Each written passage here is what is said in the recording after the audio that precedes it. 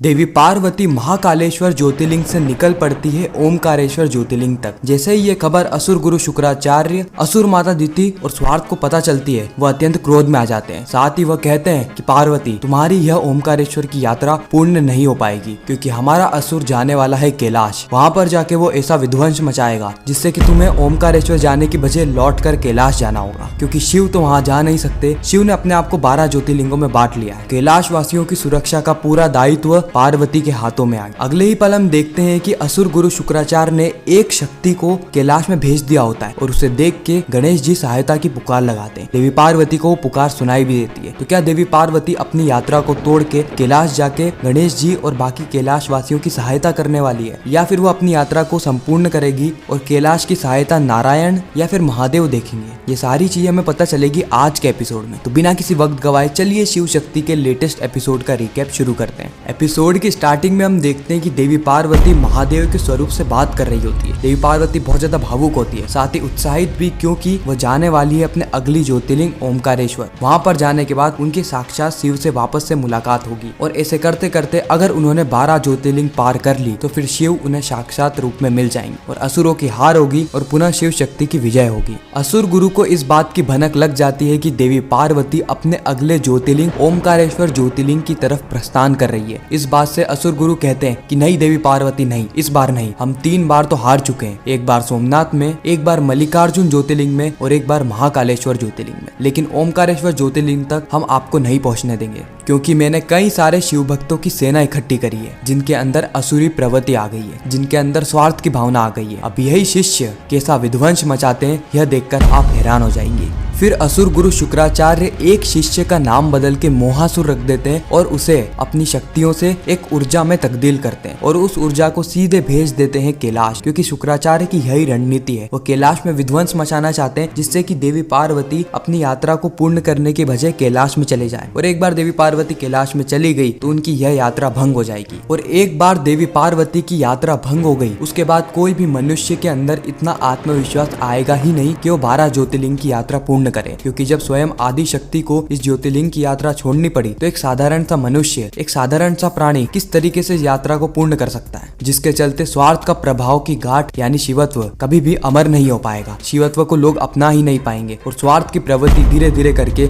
इस मनुष्य जाति को पूरी तरीके से ध्वस्त कर देगी और चारों ही तरफ लहराएगा तो सिर्फ और सिर्फ स्वार्थ का प्रभाव, असुरों का प्रभाव, असुरों की पुनः विजय होगी। सतयुग में तो असुर विजय प्राप्त नहीं कर पाए, लेकिन यह त्रेता युग असुरों के नाम है। इस युग में कोई भी देवता, यहाँ तक कि शिव और शक्ति भी असुरों से जीत नहीं पाएंगे। सदाशिव कहते हैं कि यह संसार इन दोनों ही घटनाओं को सदैव याद रखेगा। एक तरफ है देवी पार्वती जो कि अपनी पूरी श्रद्धा से, अपने कठोर परिश्रम से इस संसार का कल्याण करने जा रही है। 12 ज्योतिर्लिंग की यात्रा संपूर्ण कर हर एक प्राणियों को यह सीख देने चाह रही है कि स्वार्थ का प्रभाव अगर मनुष्य को पूरी तरीके से खत्म करना है तो उसे शिवत्व को अपनाना होगा। 12 ज्योतिर्लिंग की यात्रा पूर्ण करनी होगी। देवी पार्वती प्रेम की भावना, विश्वास की भावना सारे ही मनुष्य में जगाना चाह रही है। और दूसरी ओर है असुर गुरु शुक्राचार्य। यह असुर देवी पार्वती की इस यात्रा को भंग करके सारे ही मनुष्य के अंदर स्वार्थ को फैलाना चाहते हैं, लेकिन हर बार इनका उपहास उड़ता है, हर बार इनकी पराजय होती है। ऐसा इसीलिए क्योंकि ये संसार, ये पूरी ही सृष्टि जानती है कि क्या सही है और क्या गलत, और यह प्रकृति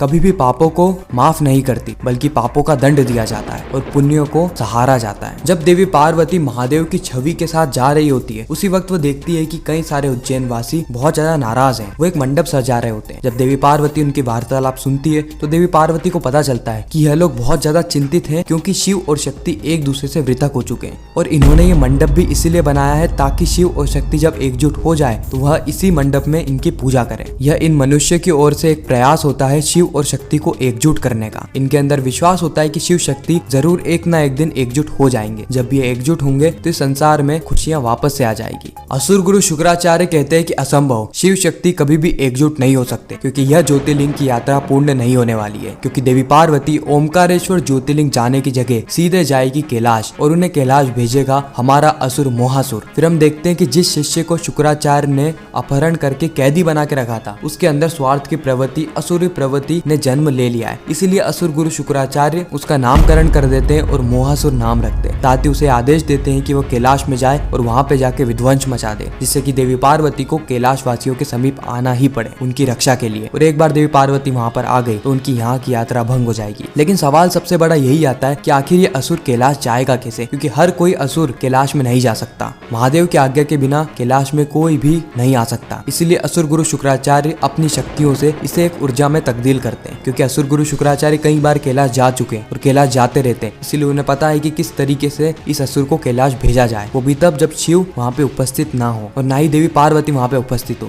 इसीलिए शुक्राचार्य अपनी शक्तियों से इस असुर को एक ऊर्जा में तब्दील करते हैं और उस ऊर्जा को सीधे भेज देते हैं कैलाश की ओर। अब हम देवी पार्वती को देखते हैं जो कि अपनी यात्रा को आगे बढ़ाती है, जहाँ पर वो एक स्त्री को देखती है जो कि कूट कूट के रो रही होती है एक पेड़ की छांव में बैठकर। देवी पार्वती को बिल्कुल भी समझ में नहीं आता है कि आखिर यह स्त्री रो क्यों रही है। इसलिए देवी पार्वती उस स्त्री के पास जाती है, उससे उसकी व्यथा का कारण पूछती है। वह स्त्री कहती है कि मैं ही नहीं बल्कि इस गांव की हर स्त्री ऐसे ही कोने में जाकर रोने लग जाती है। ऐसा इसीलिए क्योंकि हमारे पति व्यापार के लिए बाहर जाते हैं और महीनों महीनों तक बाहर ही रहते हैं। हमसे ये विध्वंस का दुख झेला नहीं जाता। हमें भी पति पत्नी के साथ का सुख चाहिए जो कि हमें कदापि नसीब नहीं होता। खैर आप क्या समझेंगी, क्योंकि आप तो बहुत ज्यादा खुश नसीब है, क्योंकि आपके पति आपके साथ है। आप हमारे बीच में रहकर करेंगी भी क्या। उसी वक्त देवी पार्वती उस स्त्री को उठाती है और कहती है कि जैसा दिखता है वैसा होता नहीं है, मैं भी विध्वंस का दुख झेल रही हूँ। वह स्त्री पूछती है कि आपके पति ने आपको क्यों छोड़ा, क्या वह भी अपने कार्य के लिए बाहर गए हैं। देवी पार्वती कहते हैं कि उनका कार्य, उनका उद्देश्य तो इस संसार में सबसे बड़ा है, सबसे ज्यादा महत्वपूर्ण है, लेकिन मुझे इस बात का पूर्ण विश्वास है कि मेरे पति मेरे साथ अवश्य आएंगे। तुम भी विश्वास रखो, जैसे मैं 12 ज्योतिर्लिंगों की यात्रा कर रही हूँ, तुम भी अपने नजदीकी ज्योतिर्लिंग जाओ, महादेव की प्रार्थना करो, महादेव की आराधना करो। महादेव से बढ़कर और कुछ भी नहीं। महादेव तुम्हारी पीड़ा को भी हर लेंगे और तुम्हारे पति को भी जल्द ही तुम्हारे पास में ला देंगे। अगले ही पल हम इसी औरत के पति को देखते हैं जो कि भोजन कर रहा होता है। भोजन करते करते भी उसके आंखों से आंसू बहता है, क्योंकि वह अपनी पत्नी और अपने बच्चों को याद कर रहा होता है। लेकिन क्या करे, अपना जीवन चलाने के लिए उसे व्यापार करना पड़ेगा और व्यापार करने के लिए उसे गाँव से शहर भी आना पड़ेगा। अगर वो शहर नहीं आएगा तो उसके बीवी और बच्चे जो कि गाँव में रहते हैं वो खाएंगे क्या। इस और हम महादेव को देखते हैं जो कि इस पूरे संसार को सीख दे रहे होते हैं कि किस तरीके से उद्देश्य और कर्तव्य सारी ही चीजों से बड़ा होता है। हालांकि प्रेम हम सभी लोगों को जोड़ के रखता है, प्रेम होना अनिवार्य है, आवश्यक है, लेकिन मनुष्य को यह बात समझनी चाहिए कि कर्तव्य से बड़ा और कुछ भी नहीं। उनका कर्तव्य से ही उनकी पहचान होगी, ना कि उनके प्रेम से। हो सकता है एक समय के बाद उनका प्रेम